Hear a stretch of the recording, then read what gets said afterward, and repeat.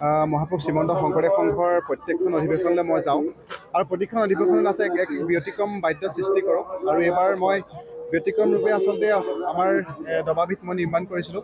যিহেতু গুৰুজনে আমাক নামঘৰ দি গ'ল, নামঘৰ প্ৰতিষ্ঠা কৰি গ'ল, নামঘৰ পোৱা গ'লে যিহেতু দবা বজোৱা হয় আৰু সেই দবাবিধ আমি উঠি অহা প্ৰজন্মই কেতিয়াও পাহৰি যাব নালাগিব। উঠি অহা প্ৰজন্মক আকৰ্ষণ কৰিব বাবে এই দবাবিধ নিৰ্মাণ কৰিলোঁ আৰু আমি আচলতে সংস্কৃতিৰ বাবে প্ৰচাৰ আৰু প্ৰসাৰতাৰ উপৰিও আমি পশ্চিমীয়া লোকবাদ্যৰ বিপৰীতে আমি এক যাত্ৰা আৰম্ভ কৰিছোঁ।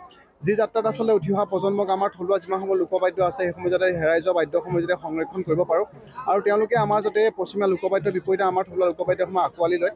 সেয়েহে আচলতে এনেকুৱা বৃহৎ বাদ্যবোৰ আঁকোৱালি নিৰ্মাণ কৰিবলৈ আৰম্ভ কৰোঁ হয়। বাঁহৰ দবাটো আচলতে মই 10টা দিন একেৰাহে নিৰ্মাণ কৰিছোঁ। তাৰ দৈৰ্ঘ্য 15 ফুট হয় আৰু দবাটোৰ মোৰ উচ্চতা হৈছে 5 ফুট আৰু তাৰ যিটো বহল হৈছে এইটো 4 ফুট 3 ইঞ্চি আৰু এই দবাবিধ মই বাঁহেৰে নিৰ্মাণ কৰিছোঁ আৰু এইটো মই অসমত সৰ্বপ্ৰথম বুলি ক'বলৈ নাযাওঁ, কিন্তু মই বাঁহত নিৰ্মাণ কৰা হিচাপে প্ৰথম বুলি ভাবিছোঁ আৰু বাঁহত এইটো মই যিহেতু অসমতে বাঁহ পোৱা যায় আৰু এই অসমৰ বাঁহতে মই নিৰ্মাণ কৰিছোঁ আৰু উঠি অহা প্ৰজন্মই আচলতে এই দবাবিধ কেতিয়াও যেন কাহানিও পাহৰি নাযায় সেইবাবে নিৰ্মাণ কৰিছোঁ।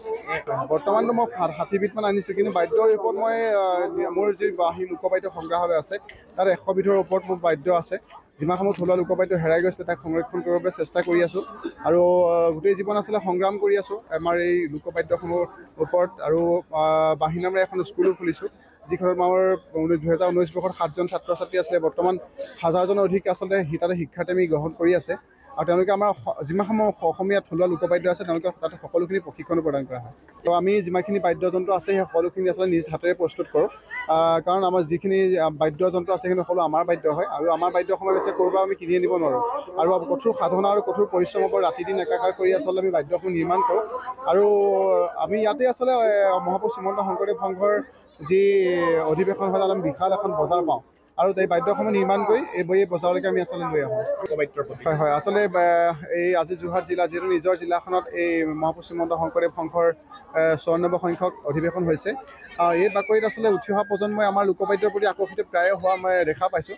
এয়া আমাৰ বাবে আচলতে খুব ভাল খবৰ, কিয়নো আমি লোকবাদ্যসমূহ তেওঁলোকে নিকিনিলেও এবাৰ হ'লেও তেওঁলোকে চুই চাবলৈ আহিছে, এবাৰ হ'লেও বজাই চাবলৈ আহিছে। এয়া আচলতে আমাৰ সাংস্কৃতিক জীৱনৰ বাবে আমাৰ সকলো আচলতে জাতিৰ বাবে আচলতে ভাল শুভ লক্ষণ বুলি ক'ব লাগিব।